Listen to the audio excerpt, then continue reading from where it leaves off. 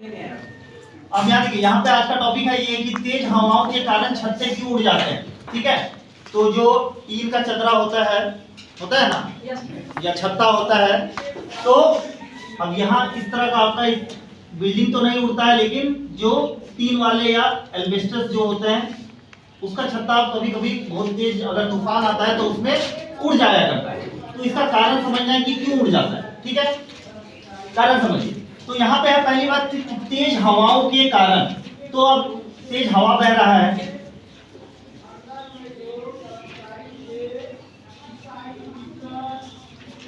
अब हवा जो है एक डायरेक्शन में बहता होगा, ऐसा होता है इधर बह रहा है तो इधर से भी बहता होगा, नहीं, वो एक डायरेक्शन होता होगा।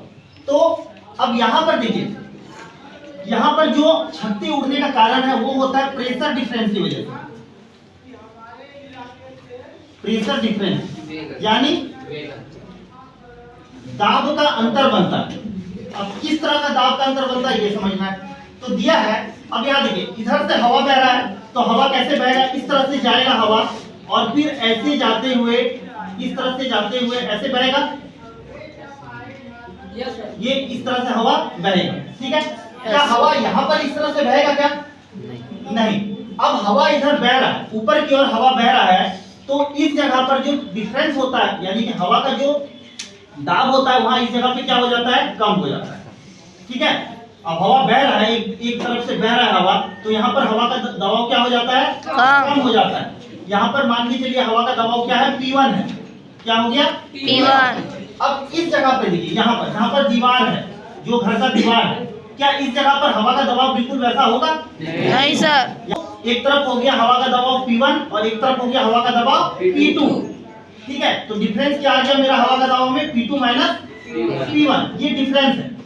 तो अब एक बात बताइए, जब यहाँ पर हवा का दबाव कम होगा, अब यहाँ पर हवा बहते हुए नजर आएगा, हवा का दबाव कम है और हवा का दबाव कहाँ ज्यादा है, P2 में हवा का दबाव ज्यादा है। आप पढ़ चुके हैं, हवा जो ट्रेवल करता है वो क्या होता है, अधिक से कम की ओर हवा दबाव यानी बहता है, अधिक से कम की ओर। तो अब हवा, यहाँ का हवा किधर जाएगा, P1 की तरफ जाएगा ना, इधर जाएगा हवा।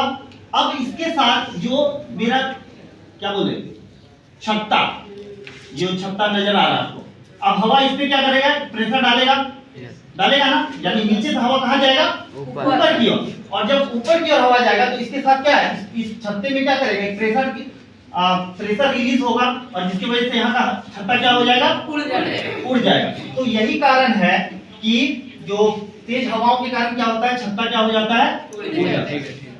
अब हमको इससे बचना है तो हम क्या करेंगे, हमको अभी जब नॉर्मल हवा चल रहा होता है उस समय जो होता है, उस समय कोई तरह का छत्ता उड़ता है क्या? नहीं। क्यों? क्योंकि यहाँ P1 का जो प्रेशर है और P2 जो है दोनों क्या होता है, इक्वल होता है।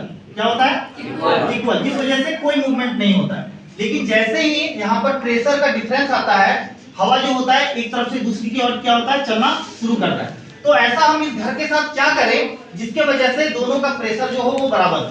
सवाल आप लोग से ये, तो हम करना कुछ नहीं है। तो अगर हम इसमें खिड़की होता है ना घर में, खिड़की, आप समझिए यहाँ पे खिड़की है या आप यहाँ पर एक तरह का होल बना दे घर में। अब यहाँ पे हवा चलेगा तो इधर का हवा भी क्या होगा, पास होगा ना, पास। Yes sir. अब जब इधर का हवा पास होगा तो दोनों तरफ का जो प्रेशर है वो क्या हो जाएगा, इक्वल हो जाएगा और यहाँ पर छत जो है वो हमारा उड़ने से क्या हो जाएगा, बच जाएगा।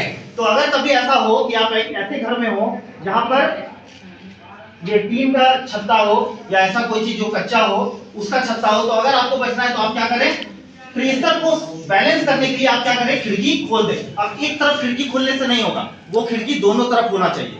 ठीक है, अब बोलिएगा एक तरफ आ रहा है तो मेरा प्रेशर बैलेंस हो जाएगा, नहीं, एक हवा आए जो इधर से जाए, यानी इधर से इन करे तो इधर से आउट हो जाए, ऐसा होना होगा आपको। तब जाकर के इस दोनों का प्रेशर क्या होगा, बैलेंस होगा और आपका छत उड़ने से क्या हो जाएगा, बच जाएगा।